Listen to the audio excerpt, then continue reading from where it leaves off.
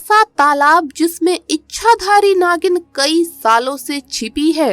इस तालाब के आसपास कई सांपों का डेरा है। दोस्तों कहते हैं ये सभी सांप उस नागिन के इशारे पर उसका हुक्म मानते हैं। झारखंड के पुनासी गांव के पास घने जंगल में ये तालाब स्थित है। कहते हैं कि गांव के कई लोगों ने अपनी आंखों से इस इच्छाधारी नागिन को देखा है। उन लोगों की माने तो नागिन बेहद सुंदर है, मानो जैसे स्वर्ग की अप्सरा हो। परंतु हर अमावस्या की रात उस जंगल से एक लड़की के रोने की आवाज आती है। लोगों का मानना है कि वो आवाज तालाब वाली नागिन की है जो रात में रोती है, परंतु आज तक पता नहीं लगा कि आखिर वो रोती क्यों है। हाँ, गांव में ये बात जरूर मशहूर है कि इसी दिन उस नागिन का नाग मरा था। लोगों का मानना है कि उस तालाब में इच्छाधारी नागिन कई सालों से रहती है, लेकिन आज तक किसी भी राहगीर को उस नागिन ने कोई नुकसान नहीं पहुंचाया है।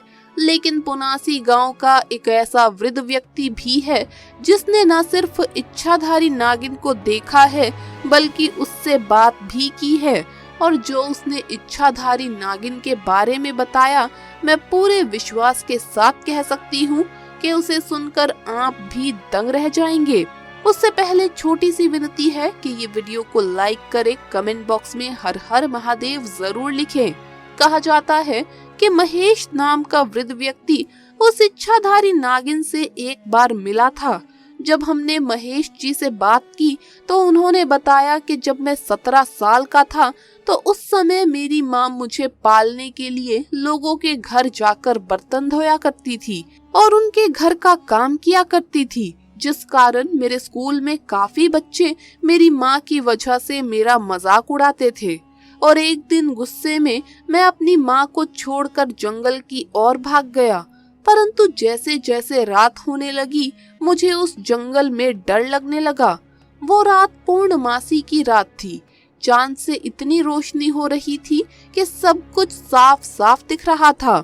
उसी रोशनी में मेरी नजर एक अनोखे दृश्य पर गई। मैंने कुछ ही दूरी पर देखा कि चांद की रोशनी में कुछ सांप मनुष्य का रूप धारण कर रहे हैं, और मैं डर कर वहाँ से भागा भागा एक कुएं के पास जा पहुँचा। मैं इतना डरा हुआ था कि मैं उस कुएं के पास पहुंचकर रोने लगा कि तभी मुझे पायल के बजने की आवाज आती है, मानो कोई धीरे धीरे मेरी तरफ बढ़ रहा हो। तभी मैंने देखा कि मेरे सामने एक सुंदर स्त्री खड़ी है। वो मुझे देखकर बोली, इतने घने जंगल में तुम इतनी रात को क्या कर रहे हो और रो क्यों रहे हो? तो मैंने बताया कि मैं अपनी माँ से लड़कर आया हूँ। उनकी वजह से मुझे अपने दोस्तों के ताने खाने पड़ते हैं, लेकिन अब मुझे इस जंगल में डर लग रहा है। इस पर वो स्त्री जोर जोर से हंसने लगी। फिर उसने मेरे सर पर हाथ रखा और कहा, अच्छा सुनो, हम दोनों रात काटने के लिए एक कहानी सुनते हैं। मैं तुम्हें एक कहानी सुनाती हूँ, इसे ध्यान से सुनना। तुम्हारी तरह एक गांव में परवीन नाम का एक लड़का रहता था।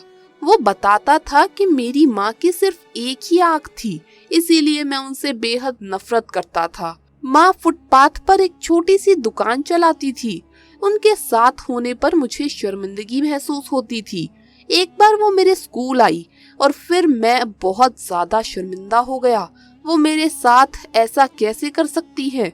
अगले दिन स्कूल में सबने मेरा बहुत मजाक उड़ाया। तेरी माँ की तो एक आँख ही नहीं है, कानी माँ का बेटा, अंधी माँ का बेटा। मैं चाहता था कि मेरी माँ इस दुनिया से गायब हो जाए। मैं उनसे कहता, माँ तुम्हारी एक आँख क्यों नहीं है? तुम्हारी वजह से हर कोई मेरा मजाक उड़ाता है। तुम मर क्यों नहीं जाती? माँ ने कुछ नहीं कहा, पर मैंने उसी पल तय कर लिया कि बड़ा होकर सफल आदमी बनूंगा ताकि मुझे इस एक आंख वाली माँ और इस गरीबी से छुटकारा मिल जाए। उसके बाद मैंने मेहनत से पढ़ाई की, माँ को छोड़कर बड़े शहर में आया, यूनिवर्सिटी की डिग्री ली, शादी की, अपना घर खरीदा, बच्चे हुए और मैं एक सफल व्यक्ति बन गया। मुझे अपना नया जीवन इसलिए भी पसंद था क्योंकि यहाँ माँ से जुड़ी हुई कोई याद नहीं थी। मेरी खुशियाँ दिन पर दिन बढ़ती जा रही थी। तभी अचानक मैंने कुछ ऐसा देखा जिसकी मैंने कभी कल्पना भी नहीं की थी। मेरे सामने माँ खड़ी थी, आज भी एक आंख के साथ।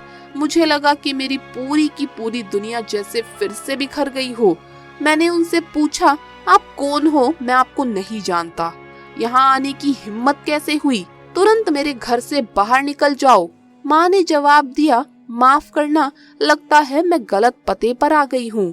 और वहाँ से इतना कहकर चली गई और मैं ये सोचकर खुश हो गया कि मेरी माँ ने मुझे पहचाना नहीं। एक दिन स्कूल से रीयूनियन की चिट्ठी मेरे घर आती है और मैं अपने पुराने शहर पहुँच गया।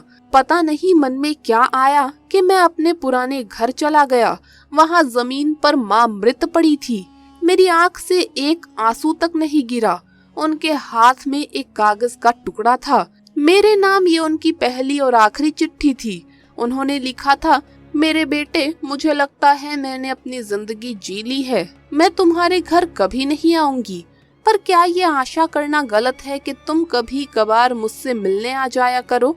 मुझे तुम्हारी बहुत याद आती है। मुझे माफ करना कि मेरी एक आंख की वजह से तुम्हें पूरी जिंदगी शर्मिंदगी झेलनी पड़ी। मुझे माफ कर देना बेटा। जब तुम छोटे थे तब एक दुर्घटना में तुम्हारी एक आंख चली गई थी। एक माँ के रूप में मैं ये नहीं देख सकती थी कि तुम एक आंख के साथ बड़े हो, इसीलिए मैंने अपनी एक आंख तुम्हें दे दी। मुझे इस बात का गर्व था कि मेरी एक आंख से मेरा बेटा पूरी दुनिया के नए आयाम देख पाएगा, और ऐसा ही हुआ। आज तुम सफल हो बेटा। मेरी पूरी दुनिया तो तुमसे ही है।